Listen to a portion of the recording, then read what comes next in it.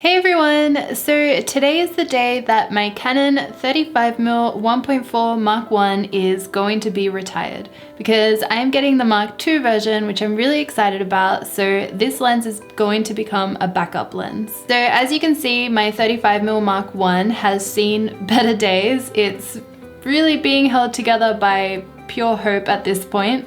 There are still so many things that I love about this lens, and I'm going to be doing a review on the new Mark II 35mm, and we're also going to do a comparison between the old and the new lens as well. So we're gonna go to the camera store right now and I'm gonna get the Mark II and I'll meet you guys back here. So we have the Canon 35mm Mark II on the camera right now filming, just testing it out, and we're about to get it. Alright, so I just got the Canon 35mm 1.4 Mark II, which is a much needed upgrade for my camera for my lens that's falling apart. And we're gonna get to use it tomorrow at a photo shoot, which I'm really excited, and I hope you guys enjoy. Okay, so we're back with the 35mm Mark II. Wait, that's not it.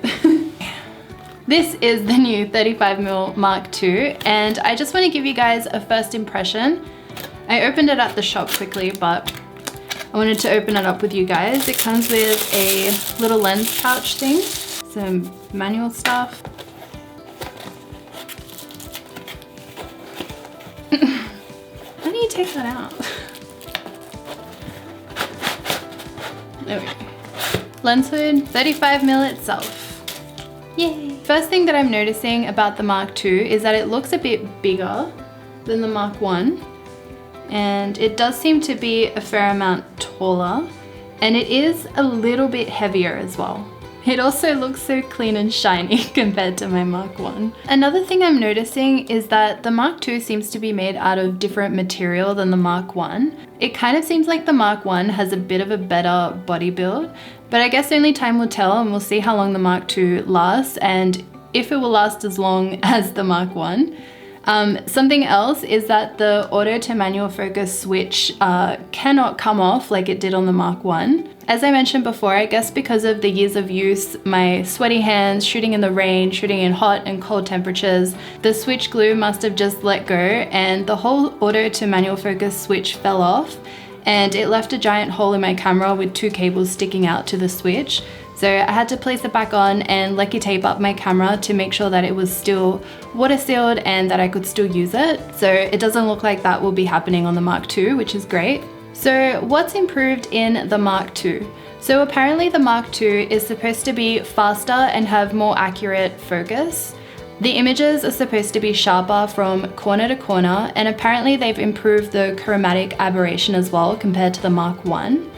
But there's only so much that we can tell just by sitting here looking at the lens and reading the specs. So I actually have a photo shoot tomorrow where I'm going to be testing out the Mark II for the first time. So I'm going to take some portraits of the model and we can have a look at what these photos look like. And Dan and I are going to go out as well on a little road trip and take some comparison photos between the Mark I and the Mark II so we can see what the differences really look like.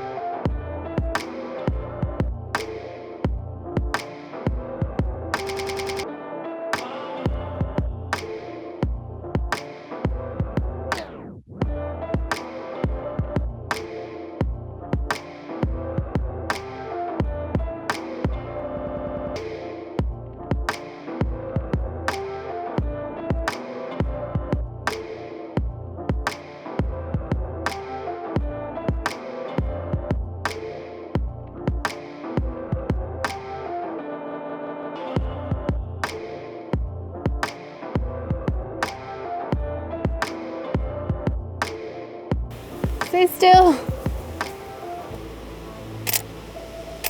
Actually, the wind is a good way to test out the speed of this lens, because one second it's there and the next second I can't see the branch anywhere.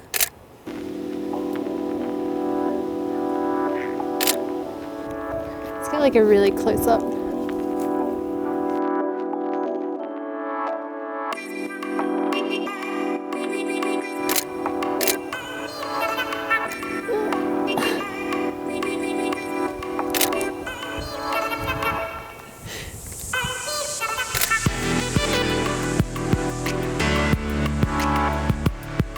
I'm looking for a leaf. I want to do a bokeh test with the Mark I and the Mark II. I just need a decent looking leaf like this one. That one's cool. Ah! Oh wait, this one's even better. What do you think of this one? Should do it. Let's do a bokeh test. I'm going to start off by shooting this leaf at 1.4.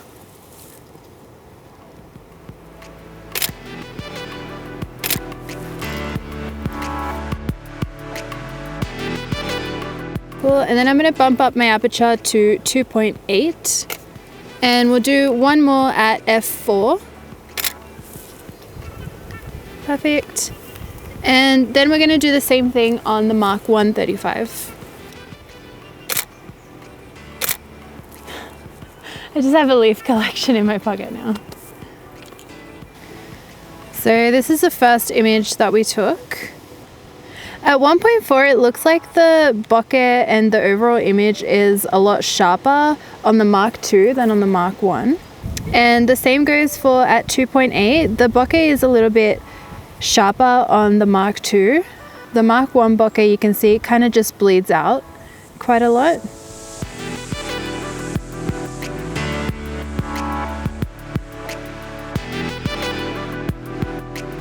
So looking at the photos on the back of the camera, I can already tell that the photos from the Mark II are definitely sharper from corner to corner compared to the Mark I.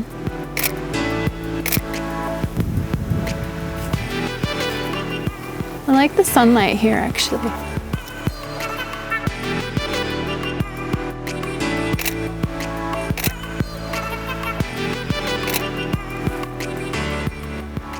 So is the Mark II worth it for the upgrade from the Mark I?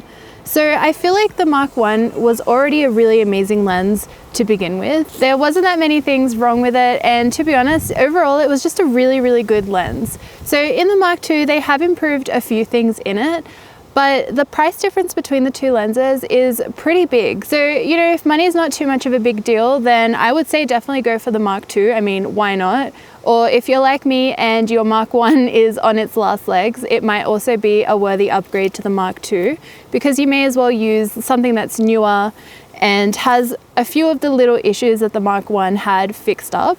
Now we're going to see if we can see the difference between the chromatic aberrations in both the lenses. Usually chromatic aberration happens when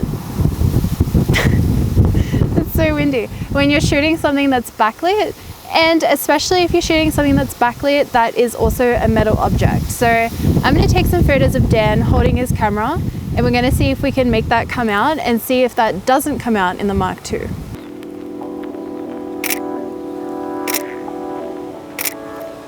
Some close-ups of your camera as well. Can you stand a little bit more diagonal? Yeah. All right, and now I'm taking some backlit photos of Dan with the Mark I version of the lens. So just in this area over here, I saw some chromatic aberration happening on the Mark I, and in the Mark II photo, it's not there.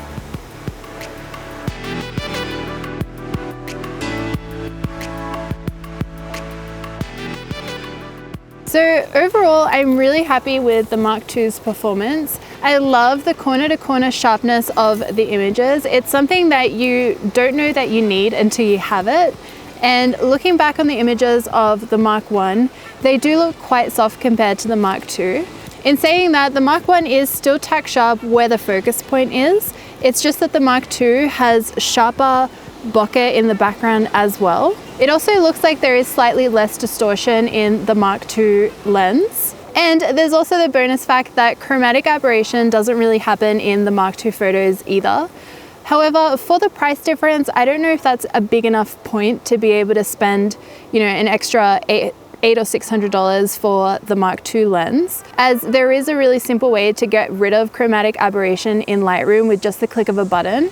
So I guess what I'm saying is that if you do have the Mark I of the 35, unless you have money to splurge that you feel like doing it, I probably wouldn't throw it out and upgrade to the Mark II, because it is an improvement, but not as much of an improvement as, say, compared to the 24-70 2.8 Mark I to Mark II.